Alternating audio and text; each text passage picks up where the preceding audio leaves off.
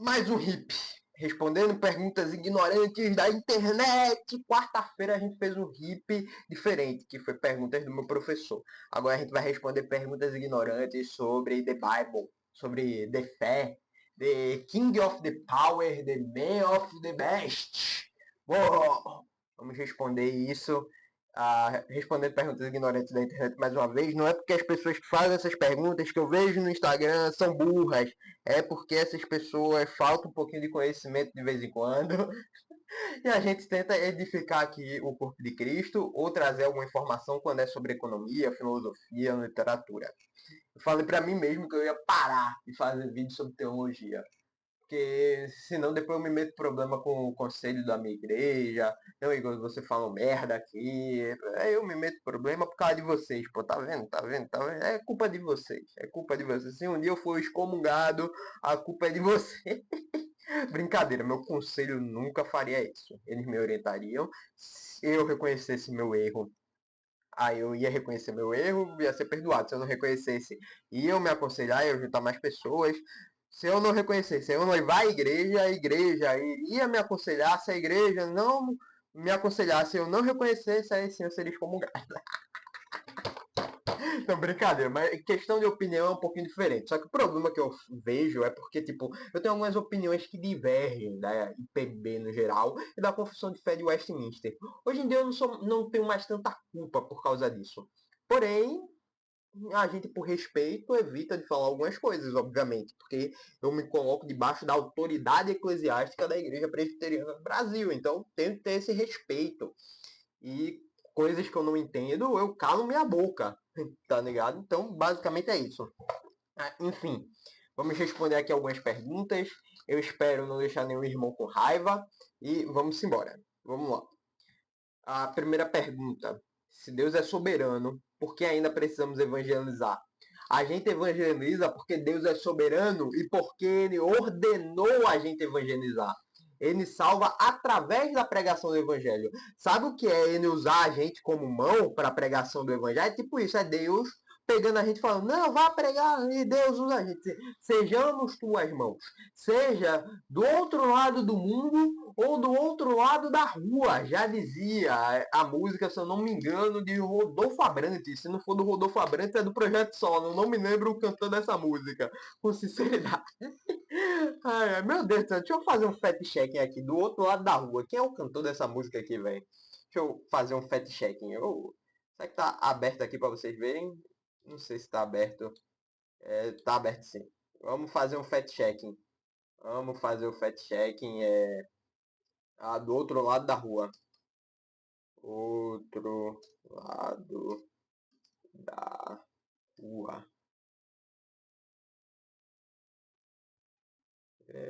Essa música daqui do outro lado da rua. Louvor, deixa eu botar aqui no louvor. Eu não sei nem se esse é o nome da letra. Destaque-se que são lanches do outro lado. Se tu vê, que é do outro lado desse mundo, do outro lado dessa rua. Não, não é essa música. Eu não vou conseguir achar. Eu não lembro. Seja do outro lado. Deixa eu pesquisar por letra que seja. Do outro lado desse mundo ou do outro lado da rua. Eu sou péssimo pra música. É Rua e Mundo e P Alfa, bicho. Eu sou muito burro, eu sou muito burro. Que eu seja a expressão do teu amor ao redor do mundo ou do outro lado desta rua. Deixa de ser burro, Igor. Então, IP Alpha aí, fact checking feito. Então, evangelizamos porque Deus é soberano e Ele que ordenou isso. Mas se é Deus escolhe quem vai ser salvo, não faz sentido. Evangelizamos porque não sabemos quem é o eleito. Então apresentamos o evangelho para todos. Por meio da pregação do evangelho, aí sim os eleitos ouvirão a voz do bom pastor e o seguirão. O que está errado no evangelho moderno, que só promete felicidade. O evangelho moderno remove a cruz, remove o pecado e o arrependimento. Na ordem correta, como diria Timothy Keller, remove o pecado, remove a cruz e remove o arrependimento. Remove o pecado porque vivem falando, não, você não é mais pecador, você é mais puro que ouro de Ofir, não sei o que, passa a mão na cabeça. remove a cruz porque coloca indulgências, entre aspas, coloca regras humanas para complementar a obra perfeita da cruz de Cristo e remove o arrependimento. No grego, eu acho que eu já tenho comentado isso com vocês, arrependimento é metanoia, uma mudança de mentalidade entre muitas aspas, o nome disso, tem essa mudança de mentalidade. Eles esquecem de apresentar o evangelho. Diria Timothy Keller, no livro Igreja Centrada. Vou até pegar aqui para vocês. Estou até lendo ele também. Aqui, ó, Timothy Keller, Igreja Centrada. Como diria, tem as 4 formas de você pregar o evangelho para uma pessoa. Isso daqui é muito evangelismo. Você primeiramente apresenta a Deus. Devemos apresentar porque muita gente acha que conhece a Deus, mas não faz a mínima ideia de quem verdadeiramente Deus é. Depois, você mostra a queda. Isso daqui está meio errado. Agora está melhor. Você apresenta a queda por meio do pecado, que o pecado entrou no mundo por causa do cabeça federal, obviamente sem termos técnicos, que foi Adão, e a gente morreu em Adão também, e estamos dentro do pecado por conta da depravação total, e que todos os atos da nossa vida, tudo em nossa vida está corrompido pelo pecado. Porém, Jesus Cristo, Filho do Deus vivo, também Deus, 100% homem, 100% Deus, desceu à terra para morrer pelos nossos pecados, levando sobre si todos os nossos pecados. E a gente pode se arrepender desses pecados, tendo uma mudança de mente e seguindo Jesus Cristo, negando a nossa carne, negando o nosso corpo e seguindo 100% Cristo Jesus. Recomendo ler aqui um livro Igreja Centrada, viu? Grande Timothy Keller. Usei até no meu artigo que eu fiz.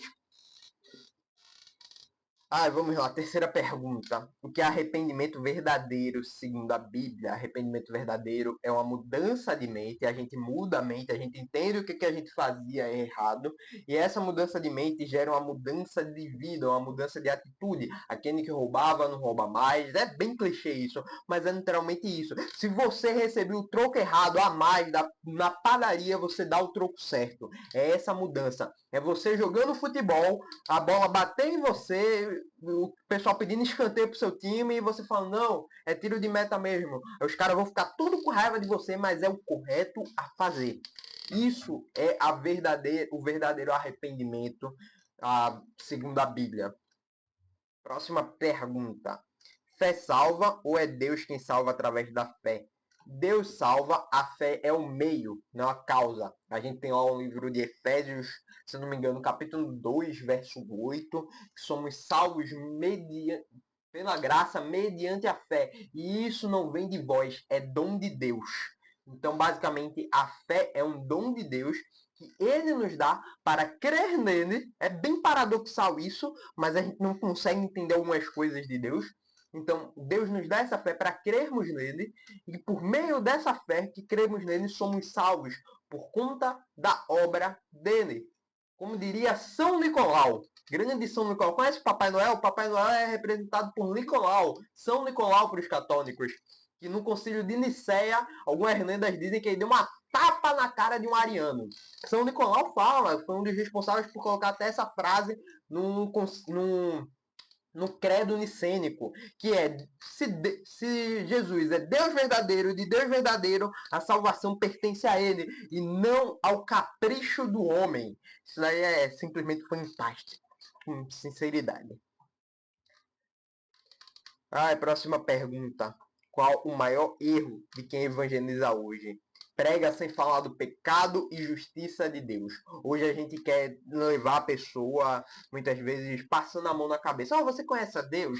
Sabia que Deus te ama? Eu fiz muito isso quando eu era neopentecostal. Sabia que Deus te ama? Deus não quer ver mal em você. Você só precisa aceitar Jesus para ser feliz. E tira o peso do pecado, tira o peso do arrependimento. E isso é muito triste. Eu, quando já estava em processo de sair da igreja neopentecostal, eu estava em uma evangelização no meio da rua, na praia que tem aqui do lado da minha casa praticamente. Seguiu reto aqui, dobrou para cá, andou mais 2 quilômetros ou 1 quilômetro, dobrou para cá a praia. Pronto. Estava na praia lá e tinha um grupo de amigos numa mesa de bar. Eles estavam abrindo uma empresa, conversando de negócio e enchendo a cara. Eu ia evangelizar essas pessoas, primeiramente foi lá, eles não quiseram. Eu, como um bom crente, Quando falam que não querem, eu saí do local e continuei andando, evangelizando. Quando eu tô voltando, tava eu e outra pessoa, eles me chamaram, só que eu tenho um problema de não escutar. Aí o meu amigo que estava comigo, meu irmão em Cristo, escutou, foi até lá e depois ele me chamou, Igor, vem aqui, não sei o que, estava falando com você e tal. Aí, literalmente, eu ia fazer uma pregação sobre o erro deles, para eles reconhecerem a Cristo. O meu irmão que estava do lado disse, caraca, que legal que vocês estão abrindo empresa, Deus vai abençoar vocês, e não sei o que, porque Deus quer abençoar vocês. Posso fazer uma oração por vocês? E a cruz mostrar o pecado deles, eu não pude pregar porque eu fiquei constrangido. Depois dele falar que, tipo, ó, Deus já quer abençoar vocês. Como eu ia dizer, não, Deus não quer abençoar vocês. Deus quer que vocês se arrependam. Como que eu iria falar um negócio desse depois daquelas palavras que estão pregando contra o evangelho, que não é contra o evangelho, é teologia coaching, é teologia da prosperidade, é anti-evangelho aquilo da lei. E eu fiquei com vergonha, me envergonhei e não consegui pregar a mensagem do evangelho para aquelas pessoas. E sim, a culpa é minha. Ah, tem um livro do Iago Martins, Guilherme Nunes e Pedro Pamplona, que é muito incrível, que fala um pouquinho sobre isso, que é Você é o ponto fraco de Deus e as outras mentiras da teologia coaching. Talvez eu pegue esse mês de maio agora, talvez em junho, porque tem outro livro do Jonas Madureira que eu estou bastante ansioso para ler, que é O Custo do Discipulado. Próxima pergunta. Como pregar o evangelho sem falar de pecado? Simplesmente não tem como. A gente, tipo, quer muito. Não, a gente vai falar do amor de Deus, mas não vamos falar da ira de Deus. Não vamos falar do mal que o pecado causou. Aí a gente pende a balança para um lado. Não, vamos falar do pecado, vamos falar da ira de Deus contra o pecado, mas não apresenta a solução que é Cristo Jesus e a obra da cruz. A balança da pregação do evangelho, a balança da evangelização tem que ter ambos. É você mostrar o pecado, porque isso faz parte do processo de arrependimento da pessoa, é falar que você é pecador, miserável homem que sou, que nem tem lá em Romanos 7:24, miserável homem que sou, Paulo diz.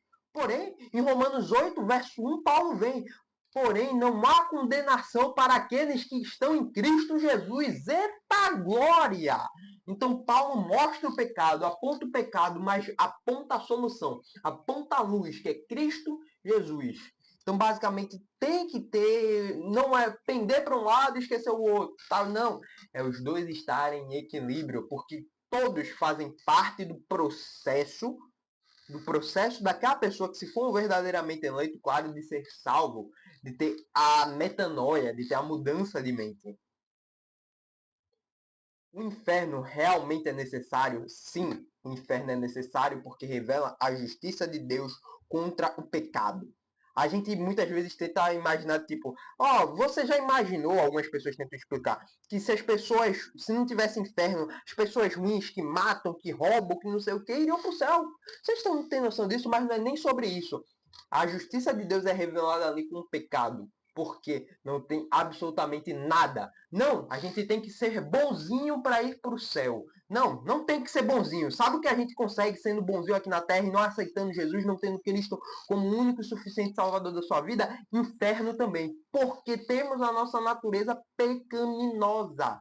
A gente é salvo não por nossos meios, não pela força do nosso braço. Somos salvos pela graça de Cristo. O único lugar que a gente consegue chegar pela nossa força e a gente consegue bater no peito e falar eu estou aqui por causa de mim, é um inferno. Meio duro de se falar, mas é real. Porém, a gente tem a solução disso, que não é na nossa força, é a força daquele que morreu por nós na cruz, Cristo Jesus, o justo juiz e salvador e justificador.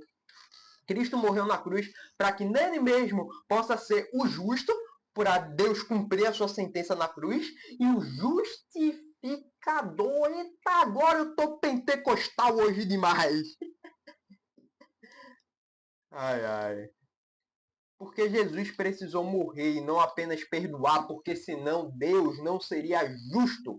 Como está lá em Romanos, se eu não me engano, Romanos 3, a partir do verso 21, eu não me lembro se é Romanos 3 ou é Romanos 4, Jesus precisou morrer justamente para ser o justo, porque não poderia deixar impune o pecado que estava no mundo e ao mesmo tempo ser o justificador que levou sobre si os pecados. Pensa lá em Crônicas de Nárnia, Edmundo traiu. E em Nárnia, quem trai deve ser morto. Aslan, que é uma representação de Jesus que C.S. Lewis escreveu, morreu por Edmundo. E Edmundo somos eu e você. E Edmundo continuou vivo e se arrependeu. Porém, Aslan foi morto. Porém, a morte não conseguiu segurar Aslan, assim como não conseguiu segurar Jesus. Porque nele não havia pecado algum. Porém, ele levou sobre si nossas dores, levou sobre si nossos pecados. Então, basicamente é isso. Próxima pergunta. Qual a diferença entre conversão verdadeira e emoção momentânea? A conversão verdadeira produz fruto. Me dê sua fé sem obras, eu direi que sua fé está morta. Basicamente é isso. A conversão verdadeira produz frutos, produz arrependimento verdadeiro, uma luta constante contra o pecado. A emoção vai acontecer aí, mas passa. As primeiras dificuldades, passa. Todo mundo é filho de Deus ou isso é uma heresia disfarçada? Só é filho de Deus quem nasce em Cristo Jesus, quem está em Cristo Jesus. Próxima pergunta. O que significa tomar a cruz na prática hoje? O tomar a cruz que Cristo falou é literalmente negar a si mesmo. A cruz é os nossos desejos, os nossos prazeres. Então, a gente toma a cruz, nós negamos os nossos prazeres, nós negamos a carne e entramos em uma batalha, em uma luta constante contra a carne. Custe o que custar. Porque o prazer do cristão não está mais nessa vida, está na eternidade com Cristo Jesus. Eu lembro de um livro do John Byrne, o Peregrino, que é simplesmente fantástico. O cristão sofre, seja no vale do desalento, seja no pântano do desespero, seja com o demônio apolinário, ele sofre. Ele sofre pra caramba, mas ele continua no seu caminho. Ele continua seguindo o seu caminho rumo ao Monte Sião, rumo ao reino de Sião. Eu tô me sentindo pentecostal hoje, velho. Já falo em línguas aqui, o charabacanta. Porque muita gente dentro da igreja nunca se converteu. Porque eles frequentam o culto, mas nunca nasceram de novo. A gente não vê mudança nem nada do tipo, porém não estamos para julgar, estamos aqui para pregar o evangelho. Show? Que é graça barata e porque ela destrói igrejas. A graça barata é você esquecer o porquê Cristo morreu. Esquecer justamente isso. Que Cristo morreu por nós. Que Cristo foi chicoteado por nós. Que Cristo morreu na cruz, teve as mãos furadas por cravos, foi torturado, não conseguiu respirar naquela cruz do Calvário para morrer por nós. E que a gente precisa negar a nós mesmos, precisamos tomar a cruz e seguir a Jesus. Ela destrói as igrejas porque produz falsos convertidos. Convertidos que veem o evangelho como forma de ganhar dinheiro. Tem uma cultura em alguns países que o pastor vira um descrente. O pastor para de acreditar em Deus. Porém, os ministros precisam ainda continuar ganhando dinheiro, não tem outra formação, só tem aquilo, fizeram aquilo para a vida inteira, não vão conseguir levar o sustento. E as igrejas aceitam eles continuando como pastores. Em muitos locais do mundo é isso que acontece ainda. Pode parecer um choque, mas essa graça barata produz isso. Isso destrói as igrejas. A próxima pergunta.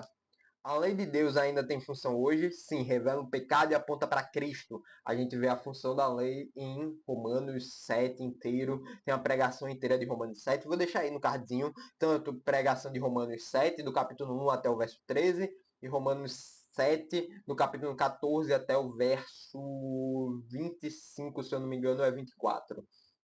Aí vai estar lá para vocês assistirem. Show? Então, a lei é boa, perfeita, revela o pecado, porém não salva ninguém. A salvação é Cristo. A próxima pergunta. O Espírito Santo convence ou o pregador persuade? O Espírito Santo convence. O pregador é só um instrumento. O pregador muitas vezes vai ter que ter a retórica, a homilética. Alguns, em algumas igrejas pseudo-cristãs, têm uma persuasão muito grande de venha para o time dos vencedores. Cadê a cruz? Cadê Cristo? Ah, fazendo isso e as pessoas vão querer ir, porque quem não quer estar no time dos vencedores? Quem quer estar no time dos perdedores? E traz um arrependimento, entre muitas aspas, falso.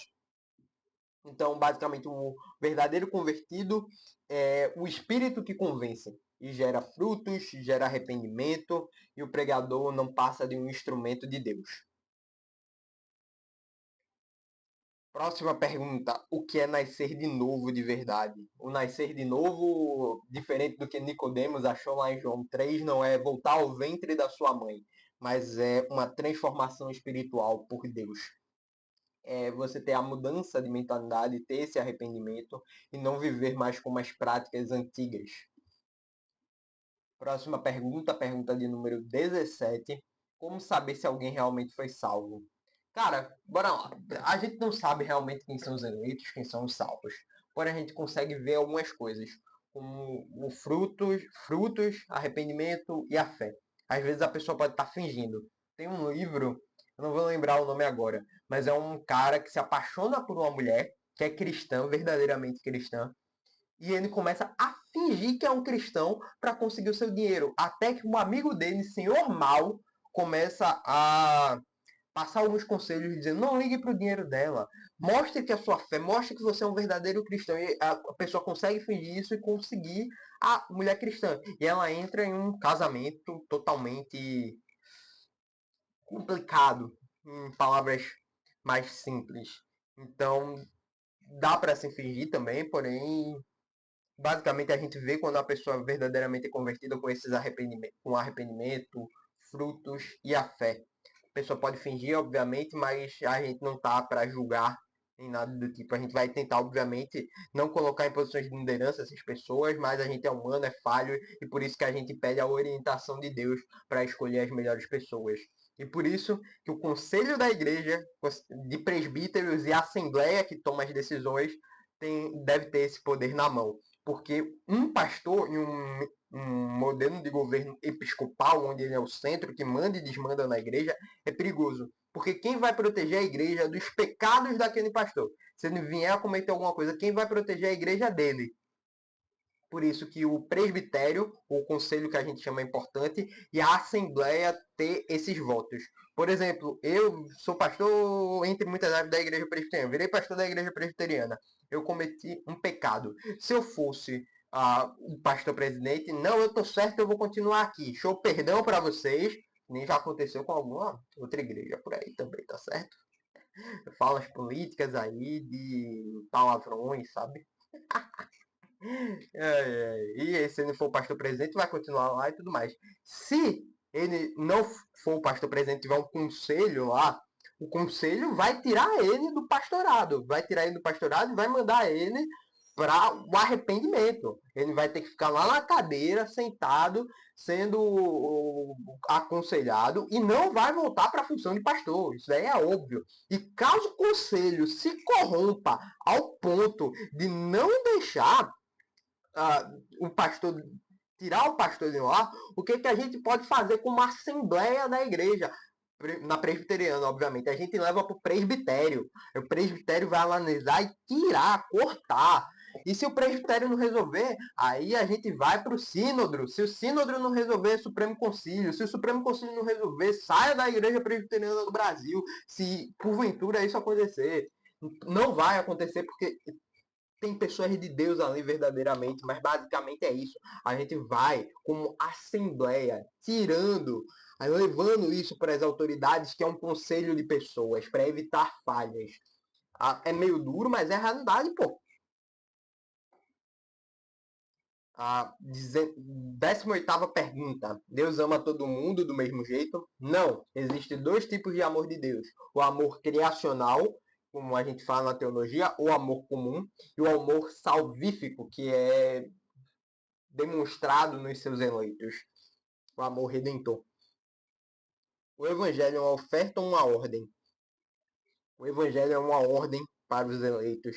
Arrependam-se e creiam. E aqueles que são verdadeiramente eleitos, assim que o Cordeiro bater na porta, há de abrir. Eita glória! Quem não for verdadeiramente salvo não vai ouvir nem a batida da porta. Eita, eu sou presbiteriano, reformado mesmo, cristão. Engraçado, hoje eu passei de pentecostal para reformado, para batista, fui tudo, para não ter briga com ninguém. Enfim, esse foi o vídeo de hoje. Um beijo bem grande aí a todos. Foram as 19 perguntas. Tamo juntasso, viu, galera?